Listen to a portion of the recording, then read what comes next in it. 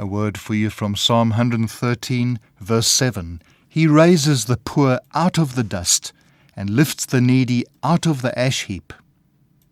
This is part of the Psalm of Praise, used by God's people through those centuries. And when the first church began, these were some of the songs that were sung by the saints of God. The very beginning of this, and the first few verses, speaks about God's greatness, His omnipotence, the fact that He lives above the nations, above the heavens, and yet He humbles Himself to come and consider the things that are on earth. And now He says He raises the poor out of the dust. This is the mission of God.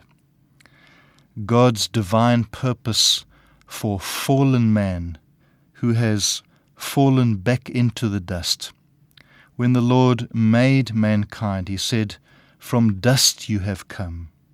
He also said, "To dust you will return," except that He put His Spirit within man so that He made him an eternal creature. And God's intention is to lift him up. Look at the next part of verse 7. He lifts the needy out of the ash heap. Now, the ash heap at that time was the lowest of the low places for the beggarly to be. There was no worse place than to be in the ash heap, in poverty, in sickness, perhaps with leprosy. And it says that this great God who fills the heavens, who lives above the nations and the heavens, comes down and looks upon earth. He raises the poor out of the dust and He lifts the needy out of the ash heap. That is our redeeming God.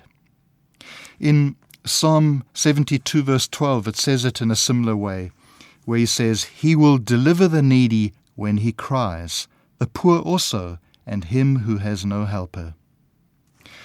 God has an attentive ear to listen to the cry of the poor. He doesn't just come and grab the poor and lift them out of the dust, but the poor who cry to Him, who are aware of their condition and of the fact that they are eternally lost without God's grace. Those who are in the ash heap because of their own sin, when they cry to Him, the praise in this psalm is that God lifts that person out of the ash heap.